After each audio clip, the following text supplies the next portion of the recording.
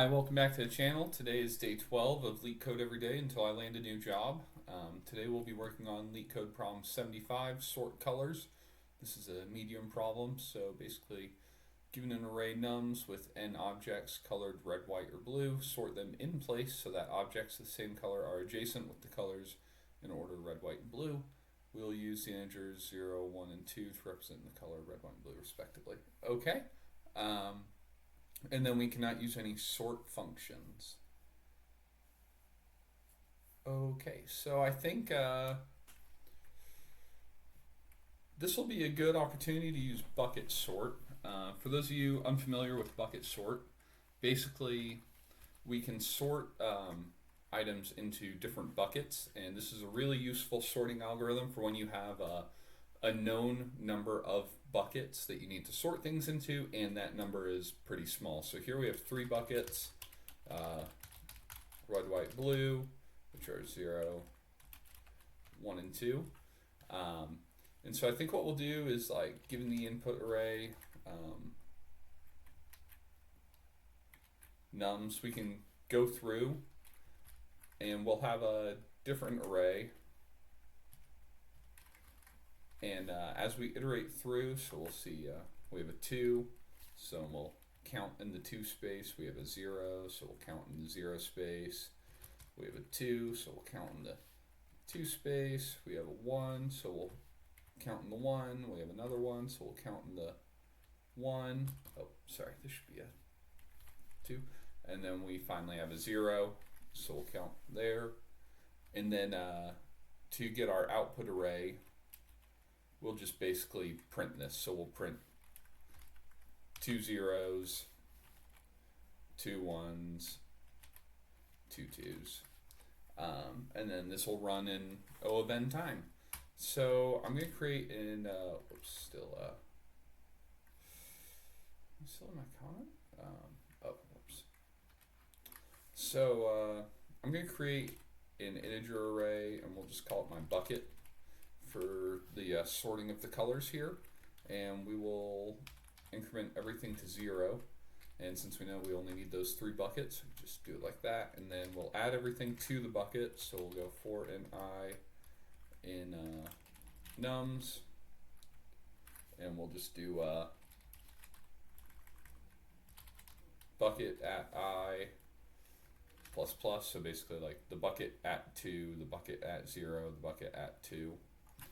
So we'll increment that, and then we need to print as we go through. So what we'll need to do is we'll need to keep track of, let me think. So we'll need to keep track of the value of the bucket. We'll need to keep track of which bucket we're at, and we'll need to keep track of where we are in the nums array. So let's create a count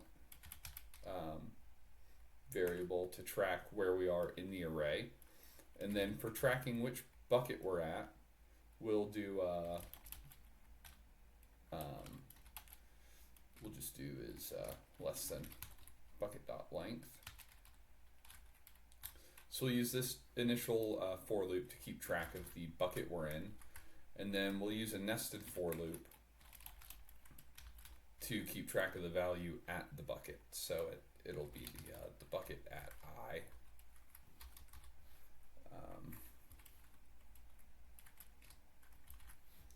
And then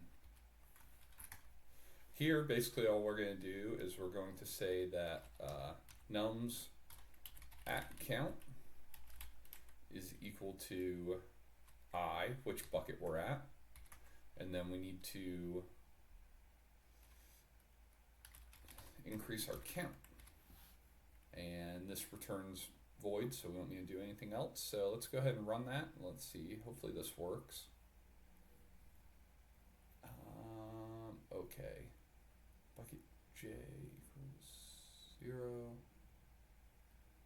Whoops. While j is less than bucket at I. And then, okay, past that, let's go ahead and sweet. And then, like I said, this will run in O of n time. And for those of you, this might be a little confusing. It has nested for loops, which a lot of people assume means that it'll be n squared for the time complexity, but actually what we're doing here is, so there's 6 elements in this array, right? And if you count it up with the bucket, there's at most going to be a value of 6 if you add these up. So we could have 6 red or 6 white or whatever. So the sum of the integers in the bucket array is going to be equal to the size of n, and so this actually is just O of n. But thank you very much. This is day 12 of LeetCode every day until I land a job. Follow along for the journey, and please leave comments, suggestions, anything down below, and don't forget to like and subscribe. Thank you very much.